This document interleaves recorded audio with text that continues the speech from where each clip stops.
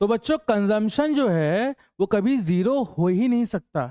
ये सिर्फ़ कहने की बात होती है कि वो हमें नहीं मिली तो हम मर जाएँगे। कुछ नालायक होते हैं, सर मैं उससे बहुत प्यार करता हूँ, अगर वो हमें नहीं मिली तो मैं मर जाऊँगा। ऐसा नहीं है बच्चों, अगर आपको खाने को नहीं मिलेगा तो आप मर जाएँगे।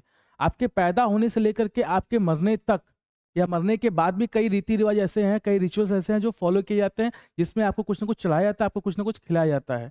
तो बच्चों कंजम्पशन पैदा होने से लेकर के मरने के बाद तक चल रहा है। तो कंजम्पशन कभी ज़ीरो हो ही नहीं सकता और ऐसे कंजम्पशन को हम लोग कहते हैं autonomous consumption. Zero level of income में बच्चों जो कंजम्पशन होता है उसको क्या कहा जाता है? उसको कहा जाता है autonomous consumption. There is always some minimum level of consumption which is required for survival.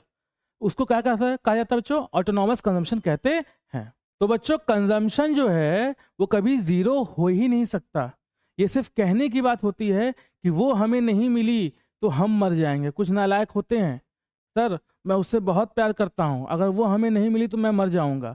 ऐसा नहीं है बच्चों, अगर आपको खाने को नहीं मिलेगा तो आप मर जाएँगे। आपके पैदा होने से लेकर के आपके मरने तक या मरने के बाद भी कई रीति-रिवाज ऐसे हैं, कई रिचुअल्स ऐसे हैं जो फ़ॉलो किए जाते हैं, जिसमें आपको कुछ न कुछ चढ़ाया जाता है, आपको कुछ न कुछ खिलाया जाता है। तो बच्चों कंजम्पशन पैदा होने से लेकर के मरने के बाद तक चल रहा है। तो कंजम्पशन कभी ज़ीरो हो ही नहीं सकता और ऐसे कंजम्पशन को हम लोग कहते हैं autonomous consumption. Zero level of income में बच्चों जो कंजम्पशन होता है उसको क्या कहा जाता है? उसको कहा जाता है autonomous consumption. There is always some minimum level of consumption which is required for survival. उसको क्या कहा जाता है बच्चों? ऑटोनॉमस कंजम्पशन कहते हैं।